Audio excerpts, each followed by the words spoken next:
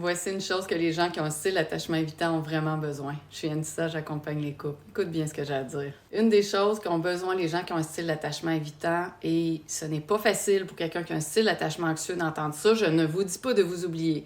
Je dis que ces gens-là ont besoin non pas d'être poussés, mais d'être supportés, encouragés et compris parce que, évidemment, si personne depuis qu'ils sont jeunes s'est intéressé à leurs émotions, les parents, c'était « m'a t'en donné une raison pour brailler, va te mettre un plaster, maudit les rages, je veux plus t'entendre ». Les enfants ont senti que les émotions, c'était pas bienvenu, puis personne n'allait vraiment les écouter. Ce qu'un enfant a vraiment besoin dans sa vie, qu'un parent fasse ça pour lui et qu'il lui enseigne ça.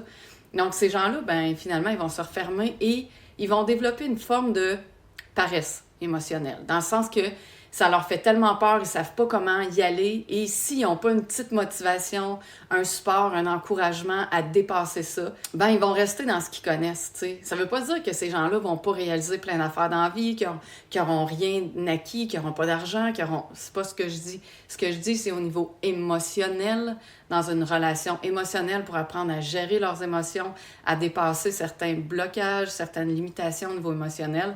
Ils vont avoir besoin d'encouragement, de support, de leur dire que vous êtes là, vous les supportez, vous les encouragez à s'ouvrir. Et quand ils s'ouvrent, non pas vous allez taper dessus, mais plutôt vous allez leur dire merci d'être vulnérable, merci de t'ouvrir, puis je crois en toi, je sais que tu vas réussir ou whatever, je sais que tu es capable, peu importe c'est quoi le contexte. Pas de les prendre pour des enfants, mais de juste leur faire un câlin, leur dire que vous les aimez puis que vous croyez en eux. Comprenez un peu ce que je veux dire. Avoir réellement une maturité émotionnelle et de comprendre ce qui se passe sans tomber dans nos blessures, sans endurer à outrance non plus, là. Je veux dire, on n'est pas là pour être des parents qui n'ont jamais eu dans leur vie pour les supporter, mais on est là pour s'accompagner mutuellement dans une vie amoureuse qui est mature.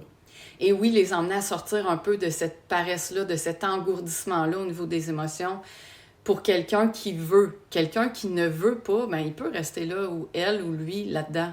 Mais quelqu'un qu'on sent que la personne a envie de sortir de ça, ça peut changer complètement sa vie. Parce qu'il faut savoir que des évitants, ça se tient avec des évitants, des anxieux, ça se tient avec des anxieux. Puis des évitants anxieux, ça se tient en général avec des évitants anxieux. Sauf s'ils pètent trop de coches, ils vont s'en aller avec les autres styles d'attachement. Mais vous comprenez ce que je veux dire? S'il n'y a pas personne autour d'eux qui les comprend autrement puis qui est capable de les emmener à faire un pas, ben ces gens-là vont rester dans ce qu'ils connaissent parce que ça a l'air bien normal pour eux, alors que peut-être qu'ils pourraient être vraiment, vraiment mieux dans leur vie. Est-ce que ça fait du sens, tout le monde, tout ça? Pour plus de contenu, abonne-toi. Bye. Bonne journée.